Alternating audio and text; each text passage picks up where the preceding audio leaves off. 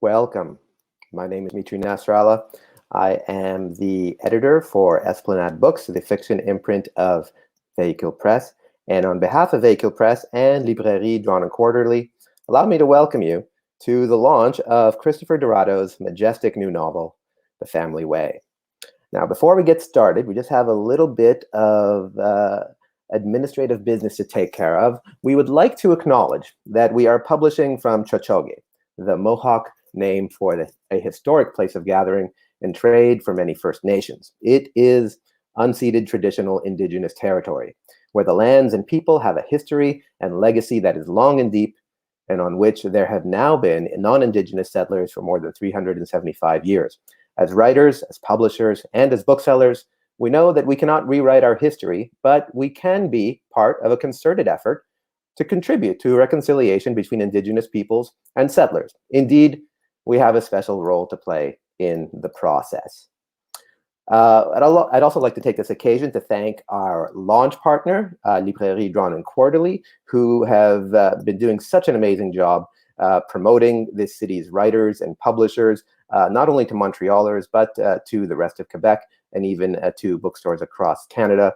We would be a much lesser entity without their involvement. So thank you once again, Drawn and Quarterly. A reminder that you can buy this book online at D&Q's web store. They offer curbside pickup in Montreal, and they can ship books Canada-wide. Soon you might even be able to walk into one of their stores in person and buy a book the old-fashioned way. Fingers crossed. You'll find a link in the comments section throughout the course of this next hour. Now, for those of you in the audience who are here to support Chris and may have questions for him, by all means, type a question into the comments section anytime during the event for a chance to win a copy of the book. You can do that directly on this platform or on Facebook or even YouTube. We're watching all of those sites, and we'll be collecting your questions from there. They will be selected and put forth to Chris and Rachel at the end of our hour. Now, without further ado, our two speakers for this evening are, firstly, Christopher Dorado, who is the founder and host of the Violet Hour, which over the past few years has grown into a foundational LGBTQ reading series for readers and authors from Montreal and beyond. The Family Way is his second novel. Véhicule is also proud to be taking this occasion to reissue his first novel, 2014's The Geography of Pluto.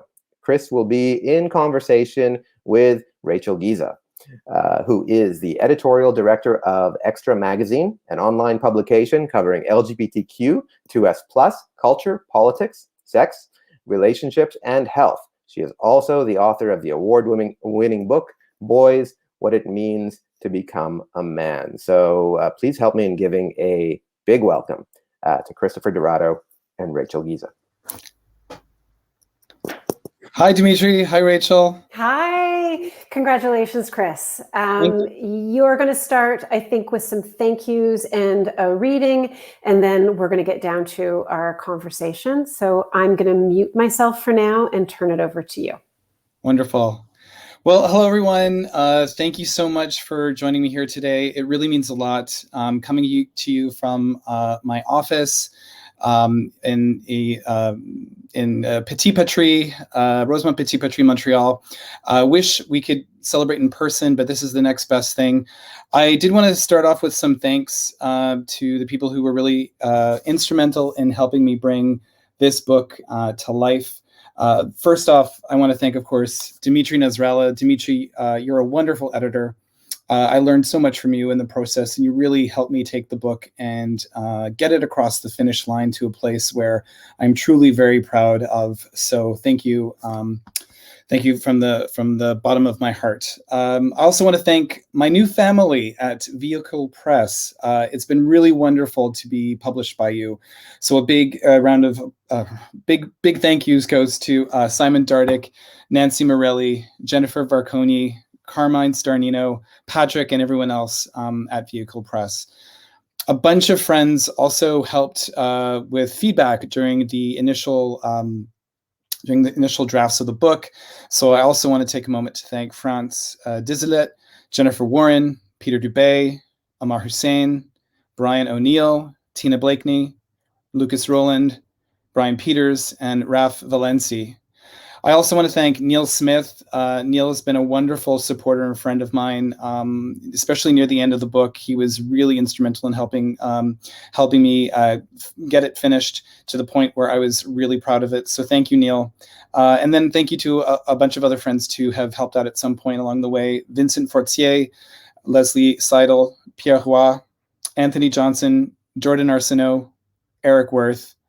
Big thanks also to the advanced readers who read and blurb the book. So big thank you to Anne-Marie McDonald, Stephen McCauley, and of course you, Rachel. I really do appreciate the blurb on the back. It's wonderful. I want to thank everyone who has supported my Violet Hour events over the years. It means a lot to me to see your faces recurring at these events, and also my family that I've developed with the Violet Hour Book Club. I really enjoy all the times that we get together. And I want to thank you all too today for being here. It might not seem a lot to kind of click a link and watch me talk for about an hour about this project, but it does mean a lot to me. So I really do appreciate you being here. Please just send a little note in the chat. Just say hello, just so I know that you were here. It would be really great for me to be able to see afterwards and to just kind of see who came. So thank you so much. And yeah, I'm going to read from the book. So the book's been out for a little while, so I know that some people have already read it. The book tells the story of a Montreal named Paul, who on the eve of his 40th birthday is asked by two friends if he'll help them father a child. And so the book really pulls back the curtain on that process, what it's like to be a sperm donor, and also explores what it means. What does family look like? What does family mean for queer people? So I'm going to read just the opening of the second chapter. In this chapter, it's the morning after Paul was asked by his friends Wendy and Eve if he would be their sperm donor, and his partner Michael is still asleep. And I guess the only thing else you need to know is they have two cats. Their cats are named Malone and Sutherland. The next morning, like clockwork, Malone came into our room at around 7. He jumped onto the bed and with his little chirrups announced that it was time for the two of us to wake up. Michael and I did what we always do, separate and make room for the cat to curl up between us. We collapsed into half sleep as he gnawed on one of his nipples, his purrs a white noise machine keeping us under. I dozed for about another 20 minutes before pulling myself out of bed. I got up and changed into my running gear in the near darkness of our bedroom, then went out into the bright kitchen to make a pot of coffee. I don't drink coffee, but I do like the smell of it. It was a weekend tradition for me to get up on Saturday mornings and start the coffee machine for Michael before going out to grab the newspaper. I wrote him a short note on a Post-it and left it on the kitchen island. Gone for a run, back soon. Outside it was April and most of the snow had melted. My shoes kicked up pebbles as I ran across the neighborhood. Yellow patches of grass were turning green, and some of the trees had started to bud. There were not too many people out at this time, but I did pass a few neighbors on my jog to Jerry Park. Men and women in sweats and sunglasses walking their dogs and their cell phones. Teenagers with backpacks heading out for the day. Michael and I lived in Villeray, in the central north part of Montreal. I hadn't thought to look here when we first started our search for a bigger apartment. Originally, I'd figured we would move to another rental in the village, but one afternoon, as I ogled the real estate listings, which Michael often called my porn, I came across a property on St. Denis Street. It was a 5-room apartment on the top floor of a brick-faced triplex with large windows, high ceilings, and 2 balconies. St. Denis Street is a 6-lane thoroughfare that connects the north and south ends of the island, so I was less interested in the location, thinking the rush of cars and street noise would be too much. But whoever had taken the listing's pictures knew how to play to its strengths. There was so much light and space in each room. I could easily see Michael and me and our 2 cats living there. Owning a home had long been a dream of mine. As a kid, I'd play in the model kitchens and bathrooms when we'd visit the big box hardware stores. And I'd draw make-believe houses in pencil crayon at night in front of the TV, always a 3-story mansion. Imagining the rooms on the different floors and what the gardens looked like. When I got older, in my early 20s, I daydreamed about my first apartment. Most young gay men fantasize about the sex they'll have once they leave home. I did that too, but I also fantasized about where it would happen. Growing up far away from the city center in the West End suburb of Point Clare had me longing for a queer life downtown, and I often imagined what that domestic life might look like. Stark white walls, queen-size mattress, dark gray sectional, 10-speed bike against the wall by the kitchen, a table for two.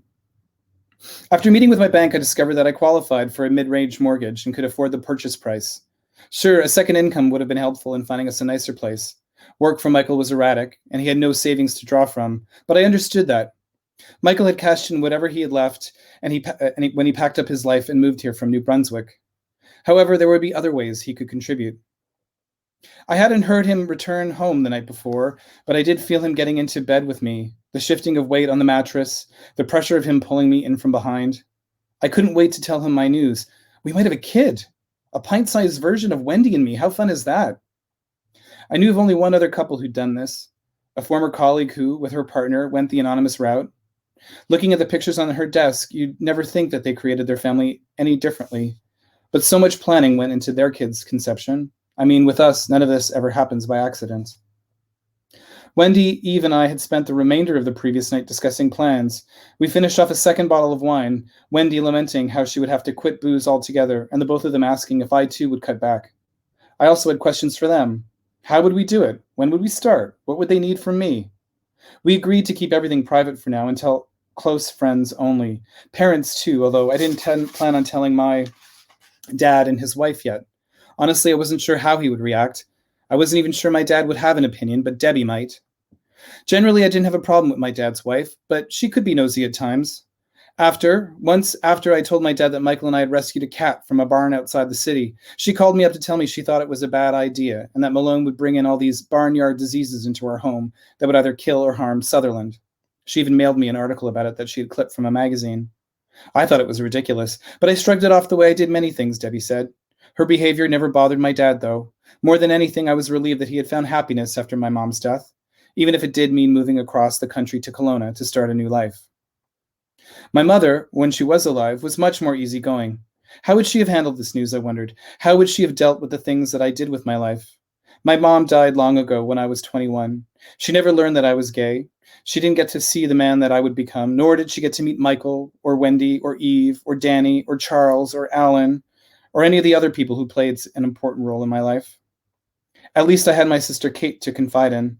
I would have to tell her about this, and soon. She'd be hurt if I waited too long. But I wasn't sure how to share this news. I had no idea how she would react, what it would be like for her to hear that I might have a child, and to know that the only grandchild our dad would ever get would be from me. So thank you, The Family Way. Rachel, you were right. It was good to start off with the thank yous. I forgot to thank my mom and my dad, who are such wonderful supporters of me and my work. I consider them to be friends, close friends of mine, and I really do enjoy the moments that we spend together. So I really do appreciate all of their love and support. My brother as well, my brother Michael and his wife Romy, wonderful supporters of me as well. And of course, my partner Greg. Honestly, he is my joy. He's my life. And, he's been such a supporter of me in this book too. We actually kind of created all these like wonderful little baskets at some point and kind of delivered them to people. So I wanted to thank them. I'm sorry that I forgot them in the initial thank yous. Oh, that's lovely. That's lovely. And thank you, Chris. This book is beautiful. And I was so fortunate to read the manuscript earlier this year. And I think I had reached out to you because it was, during the pandemic, I was looking for joy, and I was looking for a sense of connection, and I was looking for moments of pleasure. And I think your book delivered all of that. And it really made me long for, hanging out in Montreal in the summertime. There just really was this very vivid sense of joy and community and coming together. And, there's just there's such beauty in the book. So thank you for writing something so extraordinary. And I'm excited to talk to you about it. So thank you. I know for a lot of novelists, a book begins with an image, a line overheard in a restaurant that they can't get out of their head, a sensation. And I'm wondering if what was maybe the germ of this novel? Was there a precipitating image or thought or experience where you thought, I think I've got a novel here? Sure. Well, I think a lot of people who know me know that I actually am a sperm donor in my real life. Although this work is a work of fiction, there was that real experience of being asked by two very close friends if I would help them start a family. And as a gay man of a certain age, at the time, I was at the time, I was like close to 40. And it was like, I never thought I'd do this at this point in my life. And I realized while going through the process that no one had really written about it from the point of view of the sperm donor, right? There were a lot of books about how to have a family, a lot of like how-to guides, and a lot from the women's perspective. So I just felt that like, maybe I can kind of turn some of my feelings and some of my experiences into a work that kind of has a bit of a greater truth to it. And, the more that I wrote it, it started out being a book really just about like the mechanics of being a sperm donor. I had to give my main character friends and, people in his life.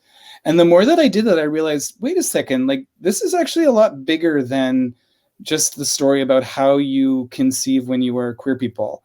And I realized that I was going through a lot of questioning about like kind of the relationships in my life, and like, my friends are like the world to me. And I know that they are like that for a lot of queer people, but I feel that oftentimes those kind of friendships are not seen as legitimate, I think, as like kind of like the heterosexual kind of normal, like, husband and wife and two kids and a dog and, the white picket fence. So I just wanted to throw the queer family, the chosen family, a little love. And it was really easy to do. Like, my first book took a very long time to write. It took me 14 years, which is a very long time. I wrote this in 6, which for me is like, it felt very quick. Mm-hmm. Yeah. Well, I was going to say that, I'm going to hold up the book now too, so everyone sees it if they haven't bought it already. The title of the novel is The Family Way. And to me, I think that title works both as a story about a gay man helping a lesbian couple conceive. But to me, the book is also about all different kinds of families. I mean, to me, the book, I think what rings so true is, I think, the specificity that you captured of queer friendships and the often blurry line between romantic partnerships and friendships and the way that they move in and out. And I'm wondering if you could just talk a bit more about, as you were writing this and reflecting on the idea of chosen family, what did you want to capture about this sort of particular queer institution of chosen family? Well, I often think as queer people, we're raised twice, right? Like we're raised by our biological families, or not even biological, but like our like we could say like maybe traditional families. Like, there are two parents or one parent who kind of raises you and you, but then kind of when you come out, you're kind of raised by your queer family, right? Like it might take you a while to find them, but that's how we learn our traditions. That's how we learn our culture. And I wanted to capture that because like when I look back at like I came out at 21 and I got really involved in community radio and in Pride. And I met, I was a publicist for like the Imagination Film Festival. Like I ended up doing a lot of volunteer work. And through that, I met so many wonderful people who taught me so much about queer history. I had known I always wanted to be a writer, but I don't think I had ever read a queer novel until I was maybe 24 or 25, and that's when all of a sudden it clicked. I'm like, oh, that's the kind of writer that I want to be. And with this book, I just wanted to celebrate that kind of education that a queer person gets when they come out. So like my main character, Paul, has a former lover. And this is no spoiler. He's passed away. He passed away from AIDS. And this kind of character kind of comes back through the book ever so often because he was just such an important role model for him in a way. And when I think about a lot of the role models I have had in my life, they've been men and women, right? Like, and they've, they haven't replaced my parents, because like I said, I still have my parents, and I have a great relationship with them and I love them.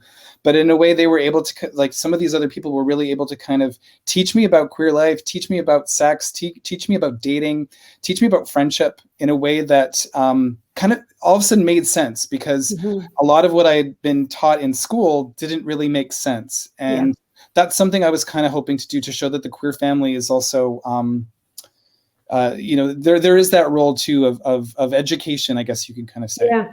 Well, and I think too, one of the themes that comes up in the friendships is also intergenerational friendships, and this question of, and I think that often that is sort of taken up maybe outside of our community as, even within sometimes, as seeing those kinds of relationships as potentially predatory or exploitative. And I think this book really honors what it means to be a young queer person making a connection, whether a romantic one or a friendship one, with someone a generation older. And then in turn, that happens. And I think this is also about the transmission of culture, the transmission of love. And, you talk about your own relationship with your parents being a very loving one.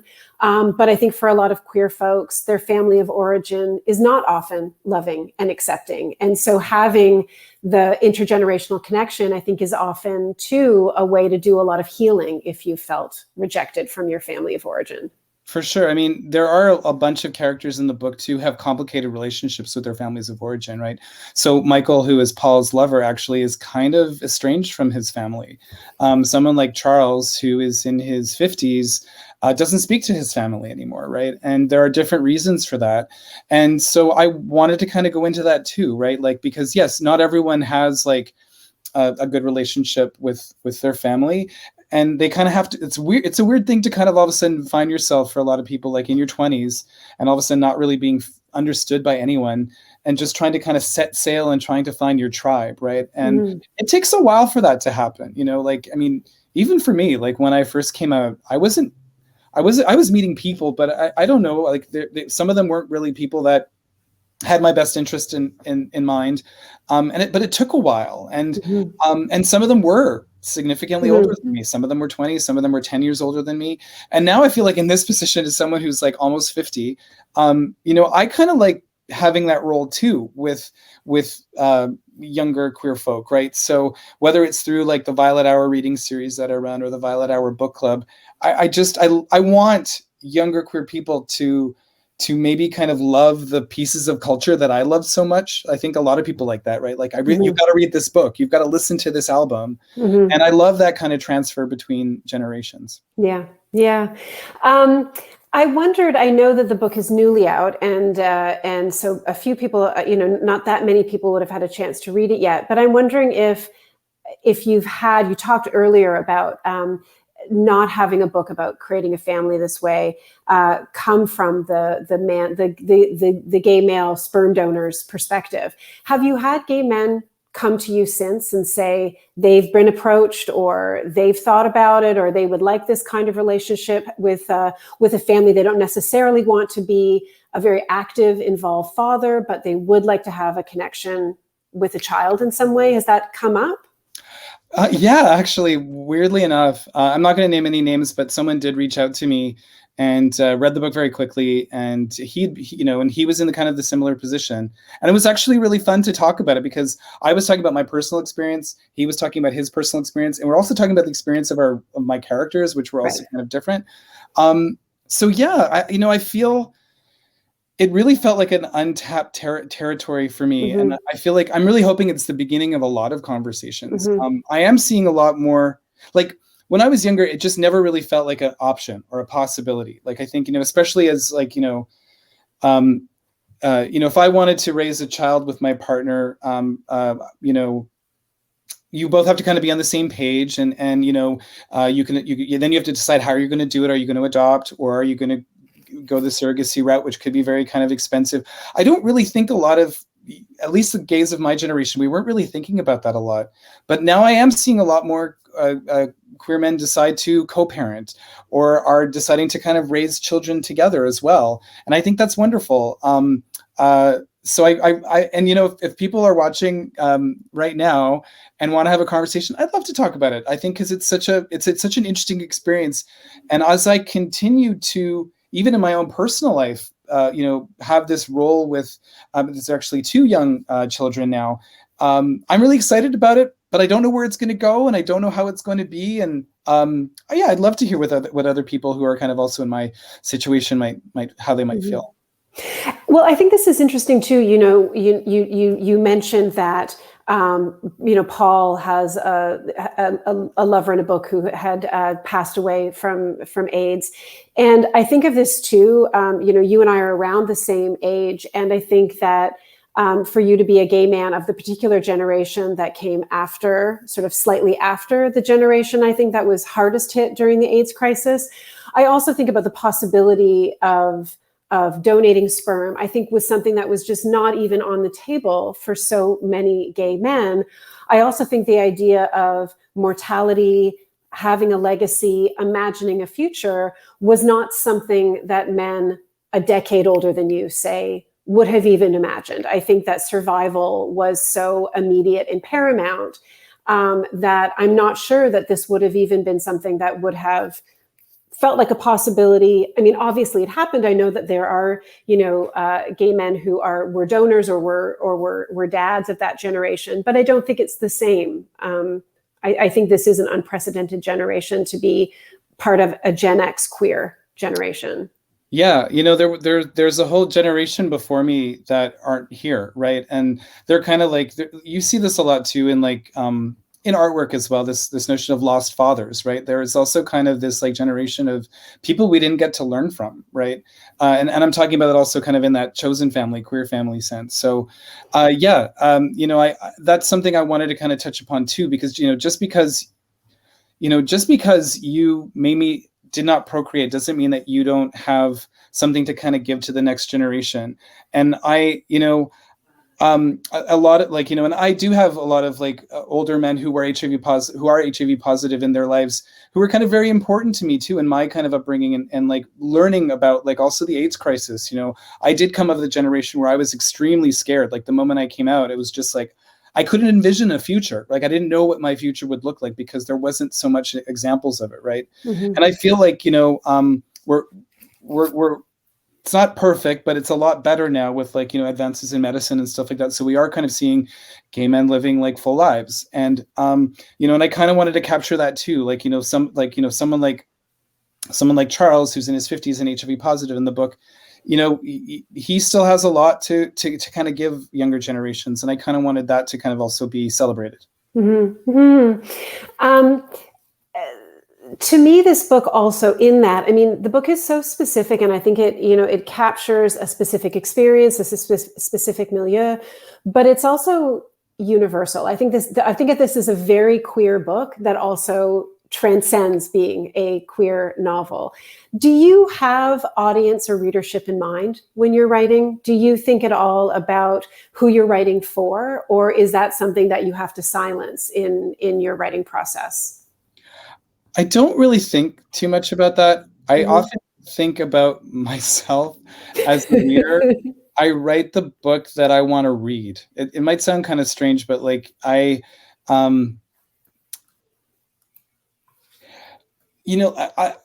this was kind of like a book that I felt like I wanted to read when I was maybe in my 20s, right? Like I felt like it would have probably made an impact on me in a certain way because I felt that I didn't really see myself reflected in a lot of literature.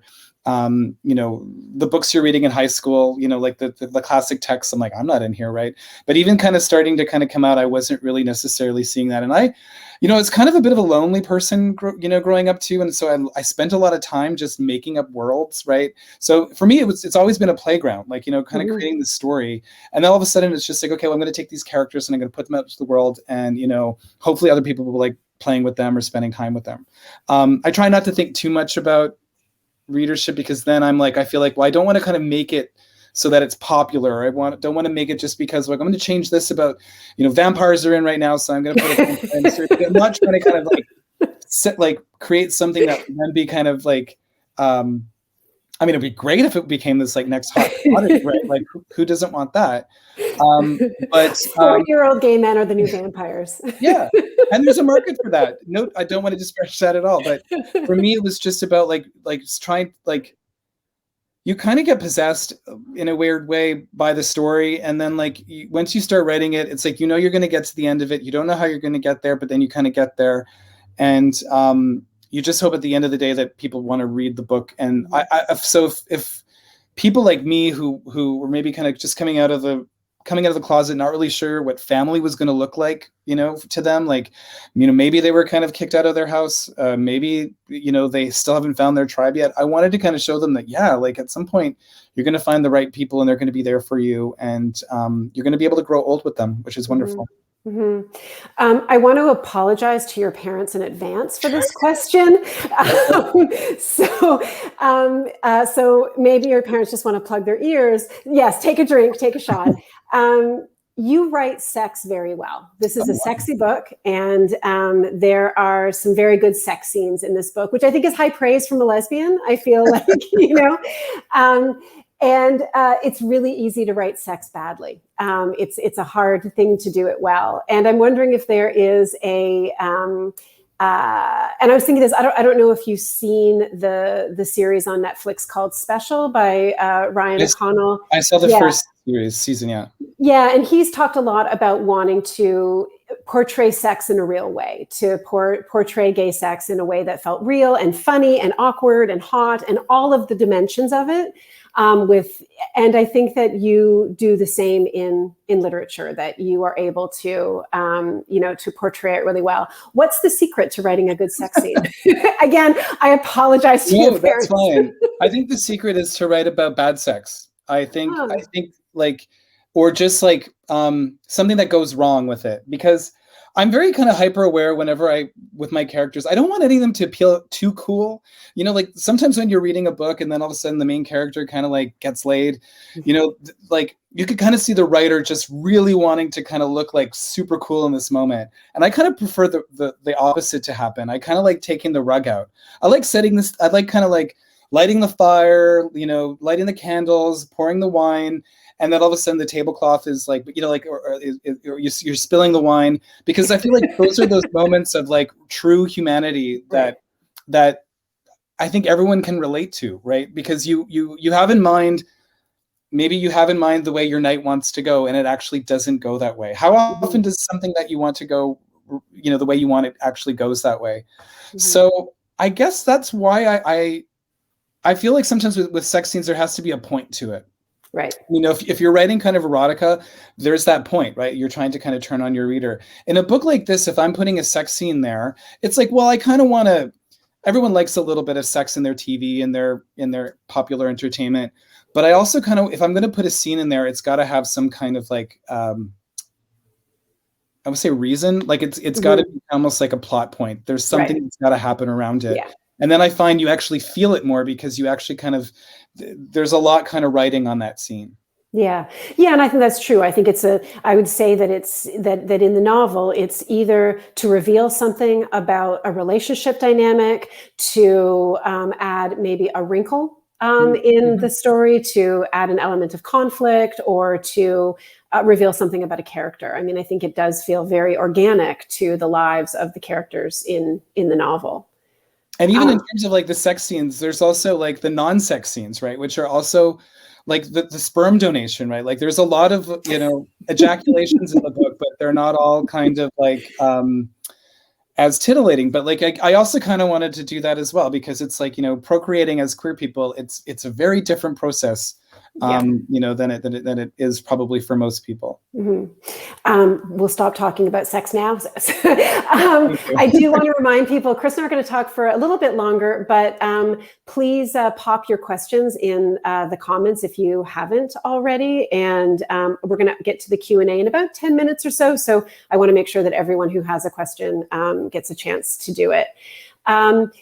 You talked earlier about this, the autobiographical nature of the novel. Were there, in doing so, when you're, I know this is not your story, but obviously you're drawing on some personal experience. Did you have for yourself, spots where you were thinking that's too intimate or that feels too close to what happened? Or were there moments when it was like, I need to find a way to fictionalize this because this was just too good or too funny or too telling for me not to draw on this, even if you weren't drawing on the facts, but perhaps the truth of the emotion of a particular moment? Were there sort of no-go zones for you in bringing autobiographical elements in, or were there moments where you thought, I have to dig in? That's a hard question. I'm going to have to kind of answer it carefully. Yes. And I'm not going to say what those moments were, because, one of the things about, and I think a lot of writers are like this, like not all writers, but like a lot of us draw upon the things that happen in our lives. You just look at like the books that come out and you can kind of see, even if you don't know, you're kind of putting two and two together about like these writers. And I'm sure people are doing that with me. And it is true that there are kind of things that have currently happened to me, or also my friends, like, maybe my best friend or maybe somebody else. I'm like, well, this is kind of going in the book. I've had a couple friends read it and they're like, I can't believe you put that sentence in the book. For instance, oh God, like I won't say who it's for, but like, this whole thing, like there's this scene where like one character calls his boyfriend's penis like whale breech, right? Like, which is this weird kind of thing where it was just like this, he was describing it. It's like his penis looks like a whale breaching out of the water. I have a friend and that's how he just described, and so it was just like, okay, well, this is going in the book somehow. I'm not really sure how. It's just so perfect because it's actual. So I feel like, I keep a journal of things that kind of happen, and I look through it occasionally, and sometimes I kind of pick things out, but I try to kind of mask them in a way so you don't know, did it happen to me? Did it happen to someone else? I would hate to kind of get to the point where somebody felt bad about something that I included in the book, right? Because, whether it's... I'm not even going to do it for instance, but like, some people might read stuff and go, okay, well, this probably really happened. In order to kind of respect some people's privacy, in order to kind of respect, I guess just privacy, I kind of don't really go into that. But I also feel it takes away sometimes the magic from the story. Like, does it really matter like what happened, what didn't happen? All I just wanted to kind of sound is authentic, right? And if I'm able to kind of like figure out those things that either, happened to me in the process of being a sperm donor, or something that my friend happened when he, that time that he dated someone who cheated on him, like these things, I'm like, okay, well, that actually, if I can kind of fictionalize that, it's just going to sound really authentic in the book. And and that's what I'm kind of looking for, is those moments of authenticity. This is also a very Montreal novel to me. I feel like the city, and in your blurb from Amory MacDonald on the front cover, she talks about it being, a bittersweet tale of Montreal. And I think there is something about the setting that feels very important. This feels like the cadence of the city, the rhythm of the city. You write in English, but there is the bilingual nature of the city that comes to life in the book. The bars, the restaurants, the parks, all of it feels it really does feel like a love letter to the city as well. And I wonder how you feel shaped by the city as a writer. Very much so. I can remember my early days of being a writer. I never wanted to set my stories anywhere. I wanted them to be these fictionalized kind of Shangri-Las. But I got over that very quickly. I realized that I didn't need to make up settings so much because I was so inspired by the city around me. I actually feel like the city talks to me, like not like actually like I'm hearing its words, but like it shows me things constantly. Like one of the things I did a lot in Geography of Pluto, my first book, was graffiti. Like, and I remember like there were times in my life where I was kind of lost, not really sure what to do. And I'd come across a piece of graffiti that would be like, oh my God, like, is this for real? And in a weird way, I feel like I'm kind of got Montreal in my ear. It's constantly whispering things to me. So it's like, set this here. Why don't you put this over here? Where, like, trying to figure out where like Michael and Paul lived also was, I had them in St. Henry for a while. Then I put them over like, in the village. And then I'm like, no, it's going to be St. Denis. And I don't know if I could write so confidently about another city when this one seems to have my full attention. Mm-hmm. Well, and I think that even people who are unfamiliar with the city, the specificity becomes a universal experience, right? I think that, if you really set a story in a place in a specific way, even if no one knows it's true, like even if no one knows the meaning of the neighborhood, I think what becomes clear is, oh, they're those kind of gays who live in that neighborhood as opposed to this neighborhood. Like all of those things come through, I think, when you are that specific in your storytelling. Yeah, I agree. I think it's better to call it a BMW rather than calling it a car. Even if you don't drive a BMW, you know what I mean when I say a BMW, and when I say a car, you're not really that sure. Yeah, I completely agree. Yeah. I have one more question, and then I wanted to open it up to get comments in, because I think we have a bunch of questions for you. We're here virtually. We were chatting before this event of the experience of doing this online, and I had the great fortune of being at one of your Violet Hour events in Montreal, and it was really fun. And obviously, as a writer, you're not having the experience of getting to have an in-person launch. This pandemic year has changed so much for so many of us, and I was wondering how this year has been for you as a creative person, as a writer. Have you found that this year has the isolation of it, the kind of forced to kind of stay in one place, has that sapped your creativity, or have you found yourself, has this been a fruitful time for you? It has been a fruitful time, and I know it hasn't been fruitful for a lot of people. So, I kind of feel like we shouldn't have to feel that we need to be productive. So I want to kind of say that to people out there who might be kind of like, oh, I'm not productive.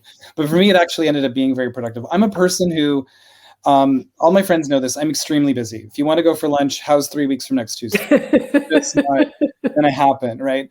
And the pandemic forced me to stop everything. It took everything away from me. It even took my job. It took my reading series. It took my job. It, took my friendships. And it just said, just stop and sit and figure out what you want. And it was a hard thing to do because I wasn't sure for the longest time. But I actually really enjoyed not working. I enjoyed not having all of these commitments that even though I really do enjoy, creating series and doing all this stuff, and I was able to kind of finish like the last 20% of this book, right? And it just kind of fell in the right time where I was just like, I can't actually focus on anything else, just this. And then even my next book, I'm like a third through it, just also by like having this time. If there was ever a case for universal income, I think this is it. So yeah, but I am really looking forward to kind of like filling up that time again. I have missed all of you out there watching. I cannot wait to hug you all. I cannot wait to entertain you at the next Violet Hour we do in person. I can't wait, Rachel, for you to come back to Montreal, yes, Toronto, and to catch up together over a beer or a drink or a coffee or something. So I am looking forward to that. But I did learn a lot in this time. And I learned also just to kind of stay in the moment. Tomorrow's never really a given, and you should be doing what you want to do today. Mm-hmm. Thank you. That's a perfect note to end on. I know we have a bunch of questions. So Jennifer, I think through the magic, there we are. So Monica here, Chris, I found a Wi-Fi connection. Oh, that must have been stressful for Monica. What made you decide to do this as fiction instead of memoir? Well, first of all, there wasn't a lot of drama in the real experience. I felt like it might be a bit boring. Maybe 10, 15 years from now, I might actually feel differently. But I felt like to that point where I was ready to start the book, and like, all the things I wanted to say about queer family, I also didn't want to write about my friends without their permission also, right? Like I kind of, maybe there's something that one of my friends actually kind of experienced that would be good for the book, but not everything. So, some people end up being some of the characters end up being an amalgamation of several people, right? And if I had to do this as a nonfiction book, I'd have to kind of do it as I wouldn't be able to invent, I wouldn't be able to kind of make up. So I'm kind of hoping that like as a fiction, I'm able to kind of get to some kind of universal truth that doing it as nonfiction, wasn't going to necessarily allow. Yeah, great. Next question. Michael V. Smith. Hey, Michael. What did you do differently writing this book from the first? Was the process different the second time around? Yes, it was. I had no idea how to write a book that first time. The geography of Pluto, I decided wasn't going to be linear. So I had Post-it notes all over the place. And I'm like, okay, well, chapter 3 is now going to be chapter 13. And then chapter 5 is going to be chapter 8. And I was learning as I go. Like we were talking there about like description and detail. And I was also learning like how do you show without telling? I was very good at telling. I could tell you exactly everything that happened instead of showing you. So a lot of that was learning the craft of writing because I didn't study it. And then this time around, because I had been through this, because I had kept a journal, I actually had like all the baby making stuff, like the mechanics of it, like I had it all down. So I already had like a structure. And I discovered Scrivener, which is this amazing software for writing. I don't know if you know it, Rachel, but like it allowed me to be able to kind of focus on my book in a way that having disparate word files weren't able to do. And so 14 years for the first one, 6 to 7 for this one. Hopefully the next one will be 3. That's if I can kind of like keep cutting them in half, that would be perfect. Yeah, get to the Stephen King thing where you're just putting one out a year, just churning them out. Yeah. Do we have another question? Leslie in Montreal. Does Paul have a naughty side that you kept hidden from readers? There wasn't much hidden. What do you want, Leslie? I think, there's that scene where, well, I don't want to give away too much, but there's this scene in Toronto where Paul goes and meets up with a person that was like a road less traveled. And I think, I kind of craft Paul as being this child of the 90s, like coming out in the 90s, which is like post-AIDS. So there is a lot of fear. Like, I think, Paul is like, there's that kind of like residual fear from that time. So I feel like, yeah, he does. Like, I think there's a moment in the book where he says, like, I kind of wanted to be more sexually adventurous, but I just couldn't be. It's just not me. And so I feel like, maybe if this was another era, had he been born 10 years later, like Michael, like, Michael is a little bit more sexually adventurous, I think, than Paul. And I think that's also kind of something about the generations. Yeah. Yeah. Medri Purdom. Hi, Christopher. Congratulations on your book. That was a great reading, and this has been a really enjoyable conversation. What are some of your favorite families in fiction? Oh, that's a great question. That's a great question. Queer-wise, like there's Ethan Mordden has written a bunch of books called The Buddy Cycle. There's about 4 or 5 of them, and they're all about a bunch of friends living in New York City in the 70s. I love them. Like they're not.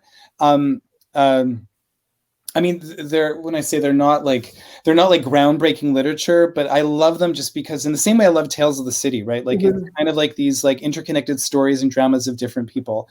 Tales of the Cities would be another kind of like favorite family in literature. Ethan Mordden also wrote this other book called How Long Has This Been Going On To, which kind of chronicles gay life since like 1949 to like, I think it ends in like in the 90s. I love that as well. Trying to think here. Michael Cunningham wrote a really great book called Flesh and Blood, which is about one American Greek origin family, and it's like the mother, the father, and there are 3 kids. One of the kids is gay, one of the kids is trans, and one of the kids is a straight girl. I love that book. I'm trying to, I want to say rewrite that book, but my next book is heavily inspired by that. It's like kind of an epic family saga, which I love. Mm-hmm. Nice. Christine Lee, can you tell us about how your community involvement in Pride and with Violet impacted or inspired your writing? Oh, another good question. These are really good. You've got some really smart friends, Chris. I've met, and thank you, Christine. I've met so many people through this series, which is kind of incredible. Like, I started this series because like when my book came out, I had like maybe like 1 or 2 invitations to read. I didn't have a ton of them. And I felt like, my publisher also didn't have like money to bring me across Canada. I wasn't going to be doing a tour. And I was also seeing like a lot of other kind of LGBTQ writers were also coming out with books. So it's just like, why don't give people a reason either to travel to Montreal or I was missing a lot also Landrogin, which was our gay bookstore. I kind of wanted a space where like readers could kind of get together with writers, to kind of like discover new writers and also readers to discover new books. So in that way, I've realized, like, I'm going to say it's like inspired my work. Like, I realize there's an audience out there for these kinds of stories, which I don't think I knew. When I say that I was writing for myself, like, because I knew that, like, I liked spending time in this world I was creating. Maybe someone else will discover this book. Maybe people will like to read it. But after a while, I realized, no, there's a lot of people out there who like LGBTQ literature. And so it's encouraged me to keep doing it. If no one ever came out to a Violet Hour, if we were like 5 people or 2 people, I probably would say, oh, well, I tried. But because it keeps kind of like bringing people back and new faces, and new people are publishing books all the time, it just gives me kind of the energy to kind of keep going. And, I kind of want to keep doing this as long as I have the energy to. That's great. Brian Busby, Chris, you mentioned looking at the end of the novel, but not knowing how you'll get there. Did you have the ending in mind when starting The Family Way, or did it come to you later? I think I knew right away how I wanted it to end, and I'm not going to say yeah, don't spoil more than that. Yeah. I will say the one thing. I actually wrote an epilogue for the book that's not in the book. And I talked with Dimitri about this, and I'm very happy we didn't put it in the end, because I liked the tone. I liked the way that it ended. And, maybe there'll be a future edition years down the line where we put it in. But in a weird way, I kind of feel like I'm not sure if I'm done with the characters yet. And I feel like if I had included this epilogue, then it would have kind of preempted any kind of like return. So, so yes, I knew how it was going to end, but I don't think I knew that I wasn't done with the characters. Anthony Portalese. Hi, Chris. Are there any themes or ideas from GOP? Geography of Pluto. Geography of Pluto that you re-examined in a new light for Family Way. Thanks for sharing. XOXO. Oh my goodness. Let's go for a coffee and talk about that one. Anthony. I had to reread the book recently for like the typeset for Vehicle Press, and I was surprised. I don't know if you feel this way, Rachel. Sometimes when you reread stuff that you wrote a long time ago, it's kind of written by a stranger. So sometimes I don't know. I don't know. I think my main character is, if you read both books, I think Will in Geography of Pluto and Paul in The Family Way, they're not dissimilar. And, both of them are kind of like me. Like, if you know me, it's going to be really impossible to not see myself in either of those characters. So I feel like, I couldn't have made like The Family Way a sequel to the Geography of Pluto. But I feel like in a weird way, like there is kind of like who Will is in the Geography of Pluto could have been who Paul was in his 20s. So, yeah. Let me think about that, Anthony. Well, like I said, we'll go for a coffee. But well, and I think it's interesting for you to know that Geography of Pluto is maybe something that you feel is complete. But with The Family Way, it may be something where you feel it is maybe not unfinished, but that maybe you have unfinished business with these characters, which I think is interesting. I'm getting a note from Jennifer that we have time for 2 more quick questions. Okay. So the first one, are you happier with book 2, or were the 2 experiences equally enjoyable in their differences? Yeah, thank you, Gary. They were equally enjoyable. I think I have a lot of fun as for the Geography of Pluto, because I had no idea if it was ever going to be published, right? Like, I'm just kind of doing this because I like it, think about Chris when he was like in his, 18, 17, just like doing doodles on cocktail napkins, and just maybe one day I'll be a writer or whatever. But like, I've got Monday off. Let's just spend some time listening to like music and, writing up something. So that to me, it was really beautiful. Like, it was such a beautiful experience just writing it and not really caring. And then The Family Way, it's just like, oh, there's, I published 1 book, so it's kind of likely that, like, I didn't completely fail in the first one. So that's damning with faint praise. No, I was very happy with the first one. But this one, like, I did want it to come out more quickly, because I also want to write the next one and the right one after that and the one after that. So they were also, Pluto was also, I want to say a sad book, but it was very heavy. There were a lot of kind of heavy moments in it, and when I stopped it, I'm like, I want to laugh with the next one, and so I tried to make this one as funny as possible. So hopefully, people out there, if you've read it or are reading it, you're laughing with the characters, because I wanted there also to kind of have like a bit of a 180 and actually kind of spend some time in just ridiculous joy with these characters. Mm-hmm. Last question. Do you have a third book in the works? And I think you were talking a little bit, I don't know if you're superstitious and you don't want to talk about it, or if you want to chat just maybe a little bit about what you're working on. Thank you, Sue. I think I said, I'm interested in like family epics. Like the Flesh and Blood Michael Cunningham book was a big inspiration for me. And I'm kind of interested in doing like a Canadian version with an Italian-Canadian family. I'm taking part, I'm one of the contributors of a anthology coming out soon called Here and Now, an anthology of queer Italian-Canadian writing. There hasn't been a lot of writing about queer Italian-Canadians, and I kind of find that odd. And it also kind of excites me, because I realize that there's also kind of newfound territory there. So I kind of want to write that story too. I won't say much, but I'm setting it in 1989. I'm setting it in the suburbs of Montreal, and it's gonna explore an Italian-Canadian family, 5 people, mother, father, actually 4 people, mother, father, son, and daughter. And it's going to deal with queerness, masculinity, violence. It's going to be, it won't be a funny book, but I'm hoping it'll also be an emotional book the way that the other 2 are. Mm-hmm. That's it. I think Dimitri is coming back in to join us. Hey, I'm right Dimitri. here, just waiting in the wings. Thank you, both of you. On behalf of the entire audience, let me just give you a round of applause. That was wonderful, really quite fascinating. Rachel, thank you so much for leading that conversation seamlessly. You guided us through this hour-long journey with grace and such intelligence. Christopher, you really opened your heart to us, and it was fascinating to watch. I mean, I've always known you to be a generous person with your insights and with your stories. And it's just like reading a chapter out of the book, listening to you. Your voice is so close to that in the book. So for those of you out there who haven't yet had a chance to pick up the book, it's like having a conversation with Chris, a very long coffee that you never want to see the bottom of the cup. That's I'd edit that myself as an editor. But